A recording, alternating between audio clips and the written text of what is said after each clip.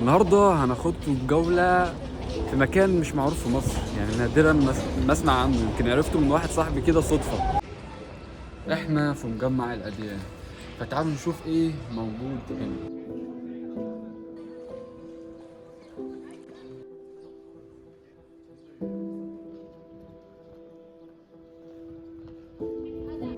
حاجة كده بترجع بيك بالزمن سنين.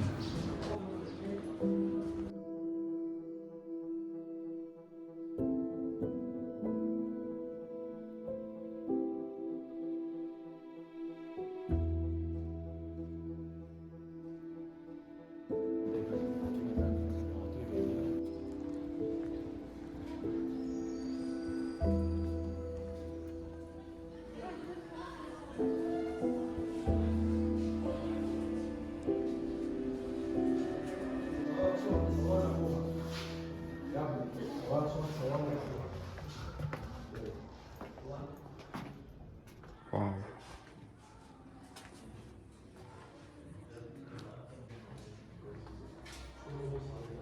ده السجن اللي اتسجن فيه ماري جرجس. ماري جرجس ده بطل من أبطال القديسين المسيحيين في العالم كله. قبل ما نبدأ الفيديو ده وندخل في تفاصيل المعلومات اللي أنا هقولها لكم دي مش دقيقة أوي، يعني أنا اللي بعرفه بقوله لكم. أثناء ما أنت بتمشي كده ورايح كنيسة السيدة مريم العذراء، هتلاقي بقى حوالين كل ده مقابر من قرون تقريبا، في حاجات 1934، حاجات كده هتحسها هيستوريكال بقى.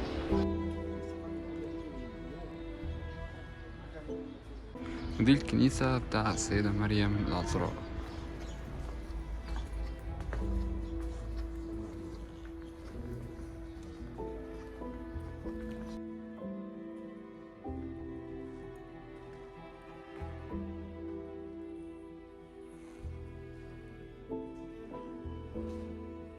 ده مكان بئر كده كانوا بيجوا يشربوا منه مية، واعتقد يعني بس مش متأكد ان هما كانوا لما بيحصل حرب او اي حاجة كانوا بييجوا يستخبوا في الاماكن دي.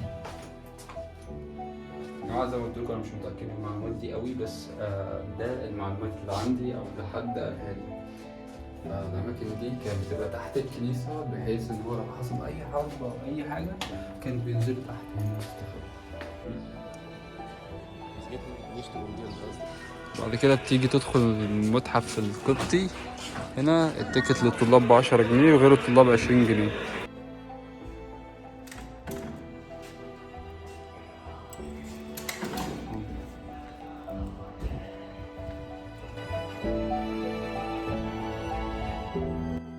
تيجي بقى تبص على المباني كده من بره، احنا في مكان قبطي ومتحف قبطي والكلام ده كله، بس شايف الشبابيك والحاجات دي حاجات ايه، تحسها كده عثمانية وهي عثمانية. طبعا زي ما احنا شايفين هنا المكان اتعمل عليه تعديلات كتير، من اول الملك فاروق الاول وبعد كده الرئيس محمد حسني مبارك، فالمكان حصل له تعديلات كتير.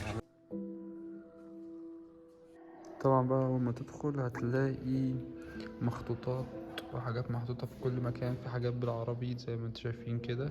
دي ستارة معمولة من النسيج القبطي، لسه التفاصيل موجودة عليها لحد دلوقتي.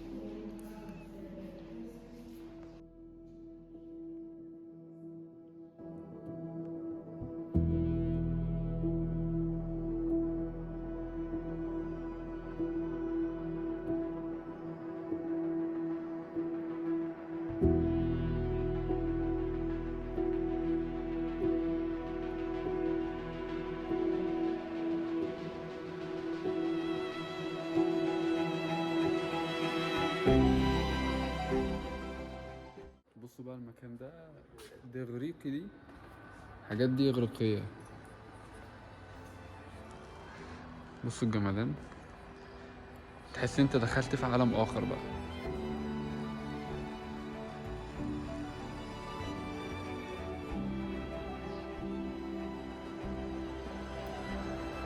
احنا في عالم آخر حرفيا، احنا في عالم آخر. تدخل كده انت رجعت بالزمن قرون لورا. هو المتحف دورين ولفة كبيرة على فكرة، متحف كبير جدا. طول ما انت ماشي كده بتنبهر.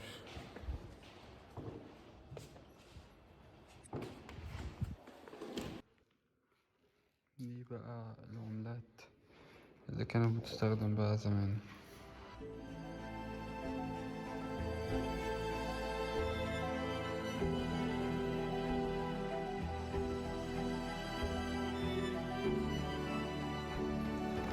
اوبا يا جماعة ده اوه، بص كمية الديتيلز اللي هنا.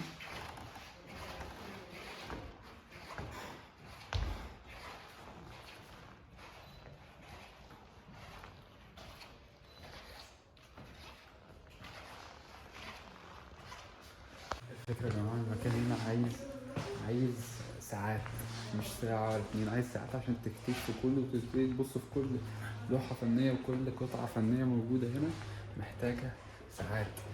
فالموضوع صعب بس ممتع. فلو هتيجي اعمل حسابك المتحف ده هتقعد فيه تطول فيه بقى، عشان تيجي المكان تقريبا نخرج الساعة 3 أو الساعة 4.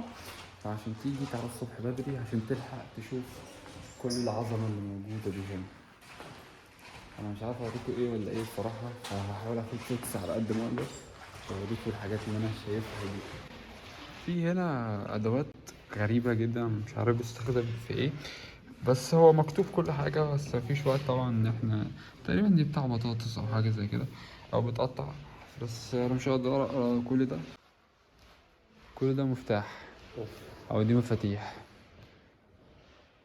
عايز اخرج يعني.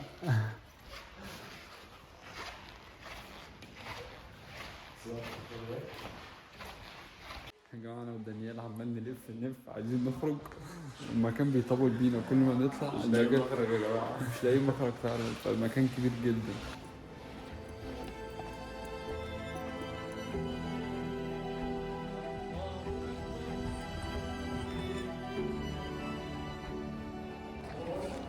احنا دلوقتي في الكنيسة المعلقة.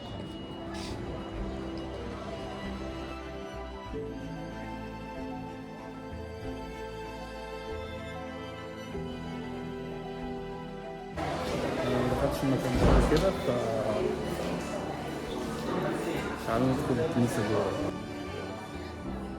الكنيسة معلقة على اسم بابليون، عشان كده اسمها معلقة. تقريبا كده انت لو بصيتوا من هنا هتشوفوا ان هو الكنيسة فوق عمود، عشان كده هي معلقة. تقريبا ده العمود اللي معلقة عليه.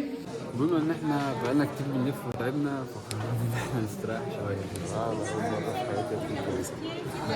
دانيال اول مرة يدخل الكنيسة في حياته. احساسك ايه؟ غريب بتصير ايه مش عارف.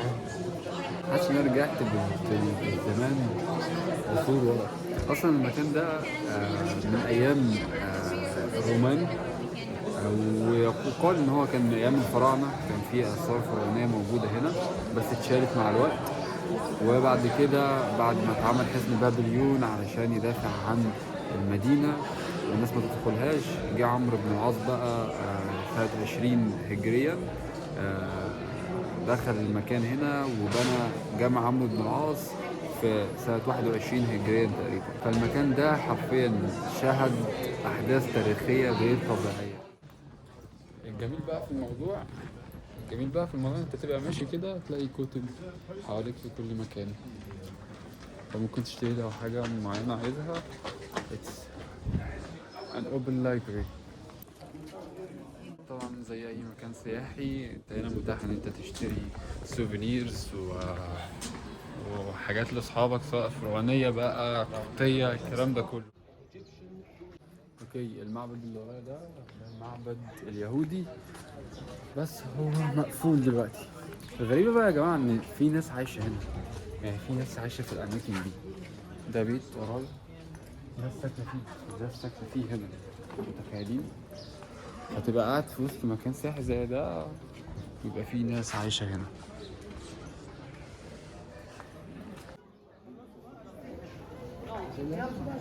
church, yes.